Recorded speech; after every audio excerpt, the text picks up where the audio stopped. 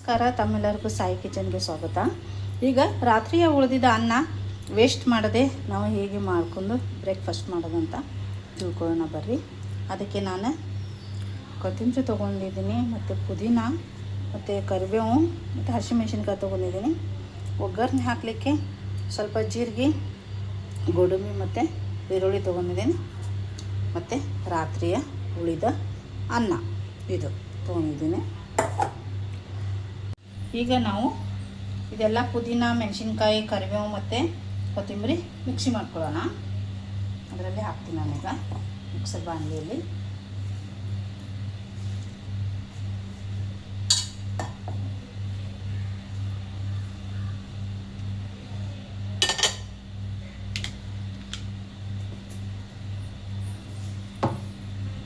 ನೋಡಿರಿ, ನಾನಿದು ಮಿಕ್ಸಿ ಮಾಡಿಕೊಂಡೆ.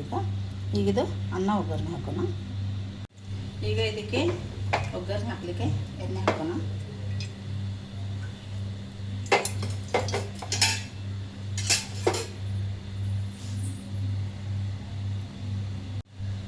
ನೋಡಿ, ಎಣ್ಣೆ ಕಾಯ್ತೀಗ ಇದಕ್ಕೆ ಈರುಳ್ಳಿ, ಜೀರಿಗೆ ಮತ್ತು ಗೋಡಂಬಿ ಹಾಕೋಣ.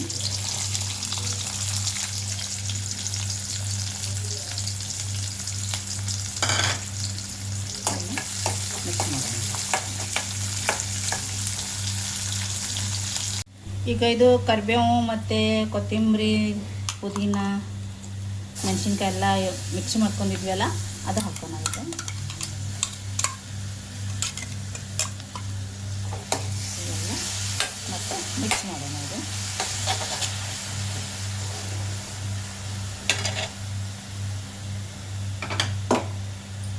ಈಗ ಇದಕ್ಕೆ ರುಚಿಗೆ ತಕ್ಕಷ್ಟು ಉಪ್ಪು ಹಾಕೋಣ. ಅನ್ನದೊಳಗೆ ಅನ್ನ ಮಾಡಾಕ್ರೆ ಉಪ್ಪು ಹಾಕಿರ್ತೀವಲ್ಲ, ಹಾಗಾಗಿ ಸ್ವಲ್ಪ ರುಚಿಗೆ ತಕ್ಕ ಸ್ವಲ್ಪ ಉಪ್ಪು ಹಾಕೋಬೇಕು. ಇಲ್ಲಿ ಸ್ವಲ್ಪ ಉಪ್ಪು ಹಾಕೊಳ್ಳೋಣ. ಆಮೇಲೆ ಸ್ವಲ್ಪನೇ ಅರಿಶಿನ ಪೌಡ್ರ್ ಹಾಕೊಳ್ಳೋಣ.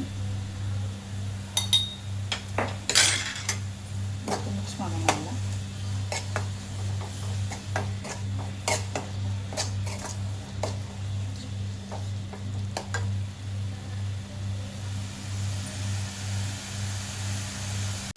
ಈಗ ಇದರಲ್ಲಿ ಉಳಿದ ಅನ್ನ, ರಾತ್ರಿ ಉಳಿದ ಅನ್ನ ಮಿಕ್ಸ್ ಮಾಡೋಣ.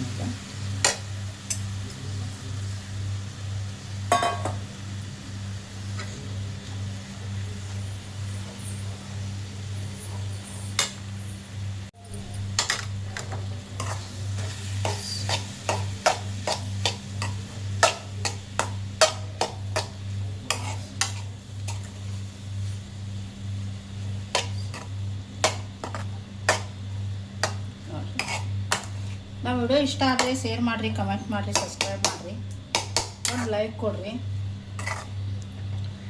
ನೀವು ಈ ಥರ ಟ್ರೈ ಮಾಡಿರಿ, ಹೇಗೆ ಅಂತ ನಮಗೂ ತಿಳಿಸ್ರಿ. ನಿಮ್ಮ ಸಪೋರ್ಟ್ ನಮಗಿರಲಿ.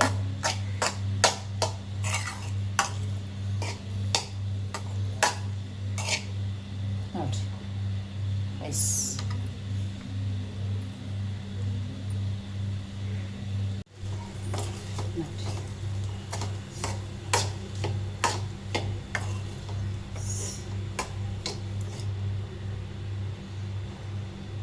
ಎಷ್ಟು ಮಸ್ತ್ ಹಸಿರು ಕಲರ್ ಆಗಿ ಕಲರ್ಫುಲ್ಲಾಗಿ ಕಾಣ್ತಾ ಇದೆ.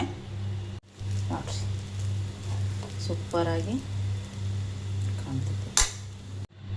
ನೀವು ಈ ಥರ ಮಾಡ್ಕೊಂಡು ತಿನ್ನಿರಿ, ಭಾಳ ಟೇಸ್ಟಾಗಿರ್ತೈತಿ, ಸೂಪರಾಗಿರ್ತೈತಿ. ಇದು ಒಂಥರ ಟೇಸ್ಟಾಗಿ ಇರುವಂಥದ್ದು. ಬರೀ ಅನ್ನ ಸಾಂಬಾರು ತಿಂದು ಬೇಜಾರಾಗಿರ್ತೈತಲ್ಲ, ಹೀಗೆ ತಿಂದರೆ ಸ್ವಲ್ಪ ಬಾಯಿಗೆ ರುಚಿ ಕೊಡ್ತೈತಿ. ನೋಡಿರಿ,